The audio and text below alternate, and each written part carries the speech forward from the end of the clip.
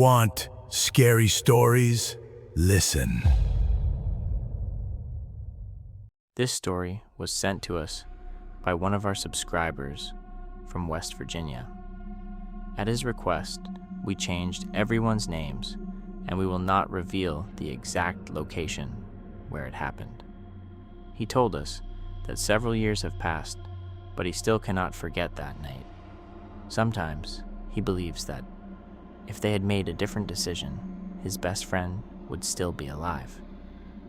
My name is Tyler, and this happened in the fall of 2021. My two friends, Mason, Noah, and I spent years exploring abandoned places and filming videos for YouTube. We had explored abandoned schools, factories, motels, hospitals, and even old prisons. Nothing paranormal had ever happened to us. Every strange sound always had a logical explanation. That is why we stopped believing in ghost stories. One weekend, we drove to a small town in West Virginia. Our goal was an abandoned orphanage called Ash Creek Children's Home. It had been closed since the 1980s and had been slowly falling apart, deep in the woods, ever since. While we were filling up the truck, an older man at the next gas pump asked where we were going. When we told him the name of the orphanage, his expression changed immediately. He stayed silent for a few seconds before saying something I will never forget. If you meet someone inside who asks you to help them get out, don't do it, no matter what they tell you. I asked him why. He slowly shook his head, because if you let one person leave, someone else has to stay. We laughed. We thought he was just trying to scare tourists. 20 minutes later, we were standing in front of the orphanage. The building was enormous. Broken windows, collapsed walls, overgrown trees surrounding every side. It looked like nobody had stepped inside for decades. We grabbed our cameras, turned on our flashlights, and walked inside. For the first 40 minutes, nothing unusual happened. We filmed old bedrooms, rusty beds, broken toys, children's drawings still hanging on the walls. It was creepy, but exactly what we expected. Then we heard someone yelling, "Hey, is anybody here?" The voice echoed through the building. It sounded completely real. It wasn't a whisper. It wasn't our imagination. It was a man calling for help. We ran upstairs. The voice became louder. Finally, we reached a room with a half-open door. Inside sat a man in his 50s. He looked exhausted. His clothes were filthy. His beard had grown out. The moment he saw us, tears filled his eyes.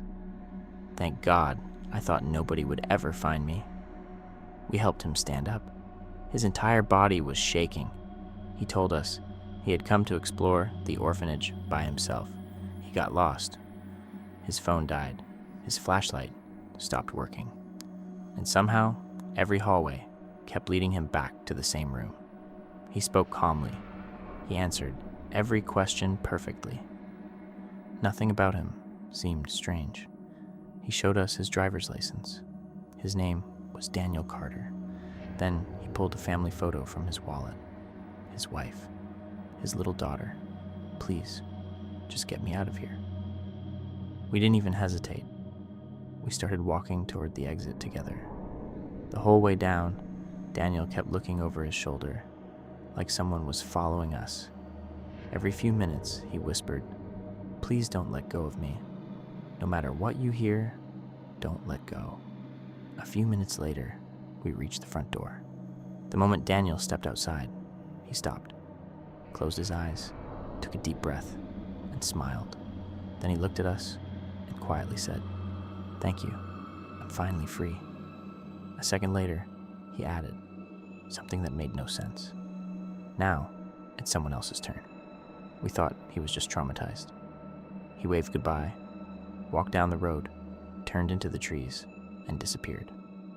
The next morning, I wanted to know if Daniel had made it home safely. I searched his name online. The first result made my blood run cold. It was an old newspaper article from 1994. The headline read, "Local teacher, Daniel Carter, disappears while exploring abandoned orphanage." The picture was him, the exact same face, the exact same clothes, the exact same age. The article said he had vanished 27 years earlier.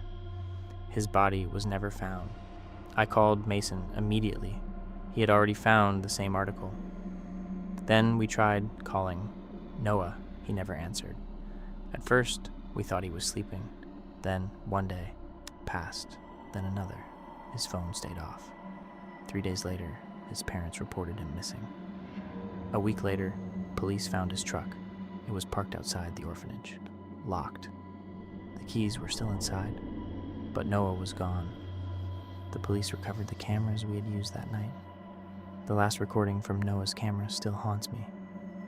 Mason and I had already driven away, but Noah was still standing beside his truck, looking toward the woods. After a few seconds, he whispered, "Wait, do you hear that?" There was nothing on the recording.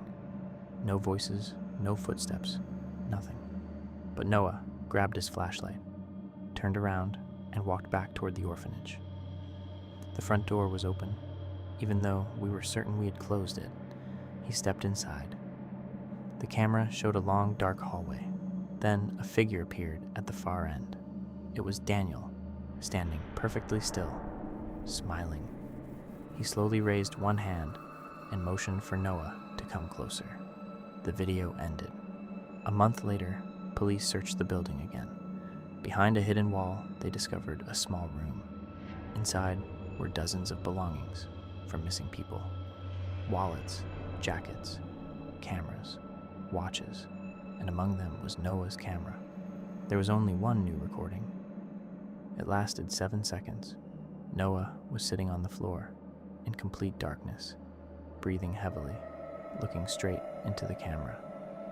Then he whispered, "If anyone ever finds this, please don't help anyone. Leave this place." A hand slowly reached down and rested on his shoulder. The screen went black. Noah was never seen again.